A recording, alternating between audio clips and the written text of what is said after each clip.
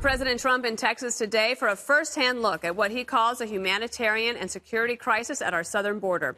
2 days after a major Oval Office address and day 20 into the government shutdown, which remains at a stalemate. Before he left, the president vowed not to cave on his desired border wall with Mexico and said he has the absolute right to declare a national emergency if he can't reach a deal with the Democrats. I have the absolute right to declare a national emergency. I haven't done it yet. I may do it. If this doesn't work out, probably I will do it. I would almost say definitely. If we declare a national emergency, we have a tremendous amount of funds. Tremendous. And while on the ground in McAllen, Texas, the president doubled down on his claim that Mexico will be paying for the wall. When I say Mexico's going to pay for the wall, do you think they're going to write a check for $20 billion or $10 billion or $5 billion or 2 cents? No, they're paying for the wall in a great trade deal. Billions and billions of dollars a year will be made now as opposed to NAFTA, which was a disaster. Trump then let a Border Patrol agent explain the need for a wall. Just yesterday, we apprehended 133 people from countries other than Central America and Mexico. That includes individuals from India, Pakistan, China, Romania, Ecuador, Nicaragua, on and on and on. And so I know we keep talking about the family units and unaccompanied children, and that makes up about typically about 60–70%. We've seen a change over the last couple of weeks where that number is less than 50% of the apprehensions we make here in South Texas. We have 55 miles of fencing in this sector. We started a job in 2006. We need to finish that job. We've got the personnel, we need the technology, we need the resources, we need the infrastructure in order to control this border and manage it. All right, we're going to take it around the table. Greg, let me start with Yes. you. The Border Patrol agent, you've been recommending this. Like, let the Border Patrol agents speak for the need because they know what is going on down there. Well, it's not just the agents, it's also engineers, because we need this kind of conversation requires a lot of nuance. Unfortunately, when you inject politics into anything, the first thing that disappears is nuance and compromise. Politics is the carbon monoxide of thinking. It's odorless, it's colorless, and when it enters the room, all ideas die. And so what they do is, so nuance and compromise, this drives me crazy, is replaced with the prison of two ideas. So even though Chuck agrees with Donald Trump and has agreed with him, he has to go to his respected prison. He has to go to that other prison cell, and he can't come out, even though he agrees with Donald Trump. So everybody has to choose their side, and they have to live in their own prisons. And every day this goes on, it creates more and more libertarians or people who are so disgusted by politics, they're forced to talk to their family instead, which is good. But by the way, the real winner at this border visit, Ted Cruz's beard. He went from Ted Cruz to Cruz Missile. I mean, I look at that and I'm going, I'm not messing with that guy. He should, if he had grown that beard in 2015, I agree. He might be president or vice president. Would not be Lion Ted. No, that would be. We don't need the wall. We just have Ted Cruz stand there with the beard and a jacket, just scare him away. Have you ever thought of growing a beard? I've tried. I grow a beard, except it stops around the chin, and it looks. You mean like you have hair here, but not on your chin? Yeah, I have like mutton chops. Is that what they're called, mutton chops? Huh. And then I get food in it, which is great. You look Amish. What about you? Any beard? This is like 2 weeks I haven't shaved. I'm like a baby. I haven't hit puberty yet, Dana. Juan, any beard for you? Yeah, I can grow a beard. I had a beard over vacation, but I must say I was worried about, those terrorists crossing the border when I saw that guy standing behind the president. Then I realized it was Ted Cruz trying to make up for not a border wall, but the absence of a chin. Well, So you're saying all terrorists have beards? All terrorists have beards? No, I'm saying just like you said. What did you say, Cruz Missile? Yeah. All right, let me ask you, Jesse, about this. Today, there was an article this morning that a couple of the Democratic freshmen who just won, the Democrats, who beat Republicans, right, in the close races, but they beat them, fair and square.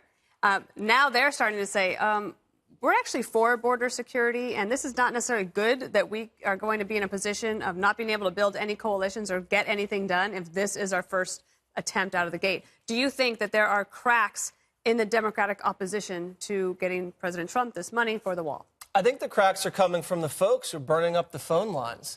That's what politicians respond to, is letters and phone calls. If you start calling and clogging up the phone lines, they think that their constituents are angry and they want border security, and they will respond. That's the best part of democracy. You just pick up the phone and tell these guys what to do. They work for the people, not the other way around. So you could see the needle moving a little bit, and I honestly think this is the first time Trump has used the traditional presidential squeeze play on an issue.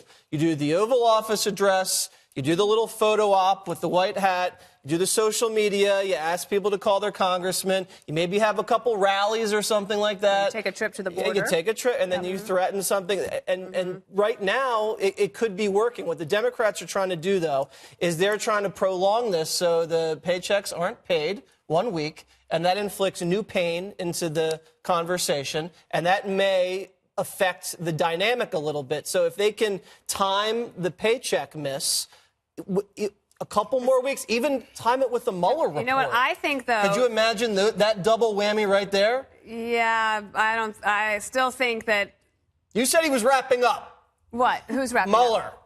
Well, imagine that comes at the same time as they're still shut down. Well, but here's the thing. I'm going to run a theory. This is my theory. I don't have any. No one has told me this. But I think that the president, Jedediah, tomorrow is going to usurp the Democrats, that he will declare this national emergency and be able to say, I ended the shutdown because the Democrats wouldn't do it. I have the authority to do this national emergency. There's controversy around that, but that he will be able to say, I'm ending the shutdown. I've obviously proved the need for this border fence. Then he'll get credit for ending the shutdown, but then you'll have everyone coming after him for, oh, you acted unilaterally, you don't care about Congress, you didn't do this the right way. So, I mean, I think that would be, I really think it would be a mistake for him to declare a national emergency, even though I do think he has the authority to do it in this case. I think it would be a political mistake. Don't you think he's like marching his way up to? Yeah, oh, absolutely, because he keeps saying now, oh, yes, you know, I'm within my right to do it, and if Democrats don't help, I'm going to have to do it.